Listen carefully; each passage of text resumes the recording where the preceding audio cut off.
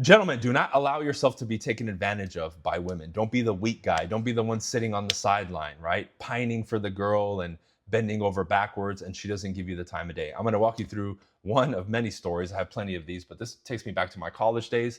And I'll show you the difference between how a girl, a very beautiful woman, athlete, right, was with me compared to the other dude, the weak guy, the one who was trying to be sweet and do everything by the book, and how she destroyed him. Okay. Girl's a volleyball player, right? Her name started with an M. I won't say names, but let's call her um, Molly, right? Even though that wasn't her name. So Molly and this kid, his first name started with G. We'll call him George. So George liked Molly. I had been kind of acquaintances with George. Again, I'm an athlete in college, just to give you guys context. She's a volleyball player, right? She's a year younger. I am a sophomore at the time. She's a freshman. I'm on the basketball team. She's on the volleyball team. Very beautiful girl, right? Even though I wasn't really into taller girls, she was stacked, had very pretty face. Like, again, 1 to 10, I'd probably give her an 8. Like, very good. Tight body, good proportions. Usually the taller girls are not as hot, but her, good, right? So I'm not even that cool with the volleyball team and those girls. Like, we talk, ha ha ha, but not super cool. We're not always hanging out or any of that. She's actually going out with one of my teammates at the time, and they were like officials. So I'd see her in passing. Hey, what's up? We'd be around in the same circles, but see her at parties, but we weren't really close like that. This kid really liked her, right? So you fast forward over time, she splits up with my teammate, right? And then that teammate ends up transferring out of the school. But whatever, we start talking, blah blah blah, and the chick is giving me attention, right? Like, not hardcore, but enough where I'm like, okay, she obviously likes me. But this other dude is pining for her, and she won't give him the time of day. I hardly spend any time with this chick. Every once in a while, we hang out. Long story short, at and on campus, she split up with my original teammate who left pretty much right, like as school ended, and then I left, right? That following year, I didn't come back and she stayed. Okay, just to give you guys context. So we talk over the summer, right? She ends up coming to Southern California where I was at the time to visit. We hook up, we have sex, all that fun stuff, right? But again, not talking much. Just obviously, I was like, all right, obviously we're physically attracted to each other to a degree. We arrange it. She comes. She spent like a night or two with me. We kept in touch, blah blah blah. Now later on that next year, that dude that liked her, right? We were kind of friends, and there was other people who I had met, and I went to go visit. Okay. He, by the way, is really trying to get at her this whole time, right? That whole summer, even though he's away, he's like playing, pen pals with her, right? And she's, by the way, telling me all this stuff and basically laughing at him. Like, oh man, this guy really likes me. So she's basically like, this dude's like pouring his heart out to me. I went out with him. I kind of kissed him out of pity, when we were like hanging out, because we had gone out like 3 times and he bought me lunch and I felt bad. Like, basically feeling sorry for him, right? And she's telling me all this stuff. By the way, again, I had never taken her out to eat. None of that. We'd already had sex. Like, done. She's just like an afterthought for me. Showing you the difference here, right?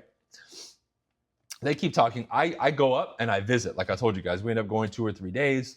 A couple of other friends that were lower classmen to me. She's aware that I'm in town. That dude is still at the school, hanging out with this friendship circle. I come visit with another friend. We're staying there all together in one of the off-campus apartments where one of those friends that I had was staying, right? Like right across the street from the school. So she knows.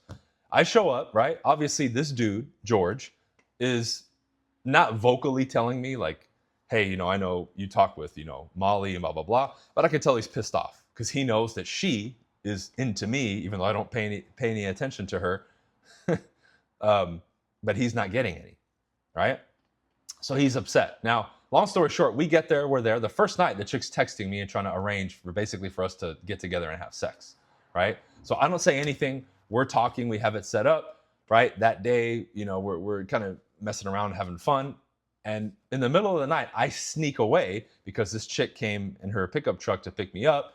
We sneak off for a little bit. We go, we literally just have sex. We're done. She drops me back off like that. I come back. And of course, George is like, wait, where were you? This and that. Because I'm sure he was probably texting her and da da da. Now, I didn't say anything to him. Other people knew because I had told them, right?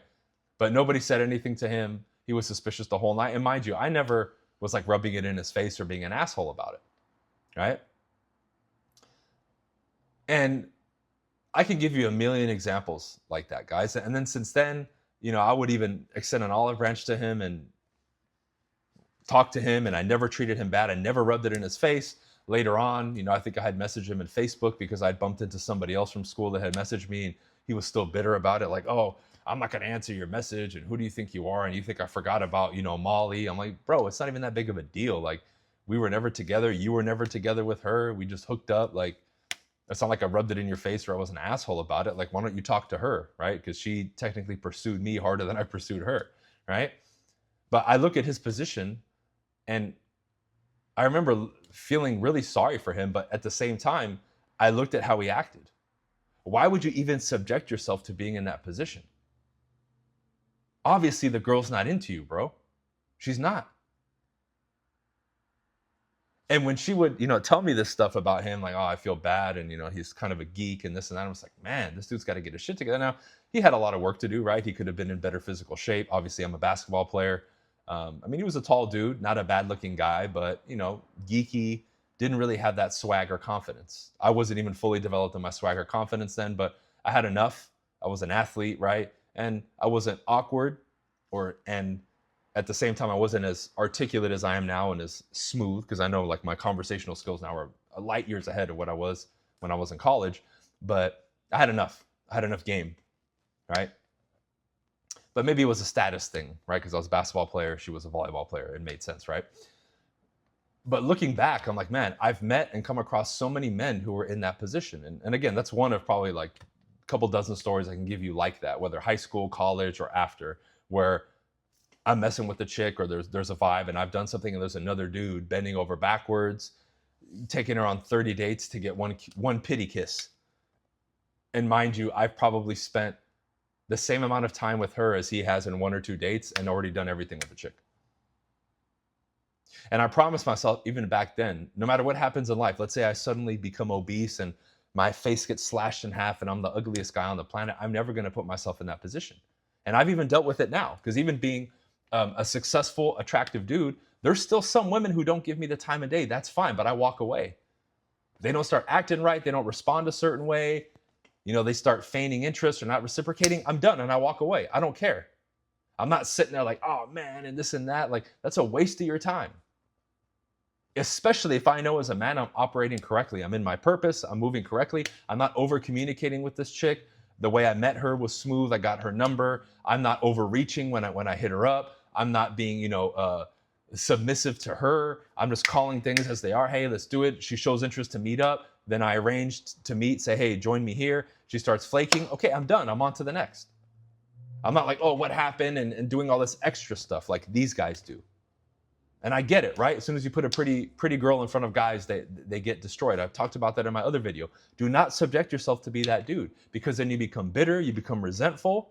And at the same time, I'm not condoning the female's behavior, because what she did was fucked up, right? However, as the man, you can't control that. All you can control is yourself. Do not put yourself in that position. Do not put yourself in that position. Because a lot of these dudes think, oh, well, I can slowly win her over and just pretend to be the friend and the shoulder to cry on. I guarantee you, even though I never talked about it with her, she probably told this dude about us having sex and that she loved. I guarantee you, she probably gave him a bunch of details. I sucked his dick and this and that, and it was probably eating him alive. And he sat there and listened to it, and probably was like, "Oh, he doesn't treat you right," even though she wasn't even a girlfriend to me. I guarantee you, because what else would make him that bitter when I was nice to him? I guarantee you it was her. She was probably just doing it to punish him or something like that, right? Female nature coming out. And the funny thing is, to this day, I think on Facebook like 2 or 3 years ago, mind you, with this girl, that was 20 years ago. Maybe even a little bit more. Still messaging me, oh, I'll never forget being with you and this and that and blah, blah, blah. And I never met another man like you. I wish I could screenshot and send that to him. And be like, no wonder she didn't give you the time of day. She just really liked me, bro. Find you one that likes you like that. She's out there. Do not put yourself in that position. It will destroy you mentally, physically, emotionally, and it will jade your perspective and understanding of male-female dynamic in relationships. Right now, it's like a war with social media and all this stuff. Better to be alone and work on yourself and then take your time than to just jump from relationship to relationship or chase all these girls when they're not interested in you, man. Again, I don't care. Even if you guys have seen it. There's the top actors, professionals, best looking dudes, rich, got it all, and chicks leave them. You're never going to bat 10 for 10, 100%, and everything, write this down and remember it. Everything is temporary. My last relationship was almost a decade. Did I think, oh yeah, it's just going to end one day? No, but I knew in the back of my mind, potentially it's going to end. So if it does, it's going to suck, but I'm okay with it. And it did. It sucked. I moved on. Whatever. Everything is temporary. But you have to be with you forever. So have a standard, set it, and abide by it. And stop bending over backwards and doing stuff and things for people who don't really care about you like that. This is why, whether it's the stuff that I teach with sales or communication or male-female, dynamics and the inner dynamics of relationships, you have to study this stuff and master it. And this is why I talk about it. I know these topics ruffle feathers and piss people off. It's okay. I'm going to hold men accountable and women. It's fine. I don't care. But this is important because this is life advice. This could destroy people. This is what leads them to being violent and, messing themselves up mentally. I don't condone the opposite sex's behavior, but you got to take responsible for what you're doing and what you'll put up with. I don't deal with that because if that's presented to me, I cut it off and block it right away and send it out the door. But this gentleman, George, like we called him in this video, put up with it and dealt with it over and over and over and over, and look what happened. Now, I don't know where he's at now. Maybe I'll look him up and then give you guys an update if I can find him on Facebook or something like that.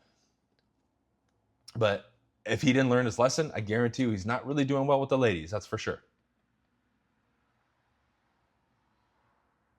Move accordingly. The same thing applied, this mindset and this psyche is also applied to the professional world. I don't let clients and customers step all over me, and I draw the boundaries and I call the shots and I take lead and I take charge. That's the way you do it. Then you're not going to deal with disrespectful clients or people who flake as much. You'll deal with it a little bit. But the people who are super rude to those other reps and salespeople, they're not going to do it with you because they know, okay, I'm not going to do that with this guy. They know internally they're not going to be able to get away with it with you. That's what I'm talking about. That presence will get people to act right. That's what you need to acquire, but that takes skill, money, time, training, resources, effort, blood, sweat, and tears, and all the stuff that unfortunately a lot of people don't want to put in. But you got to do it, my friends. You got to do it. So don't be that dude. Don't be weak, and do not allow yourself to be taken advantage of. All right? I'll see you guys.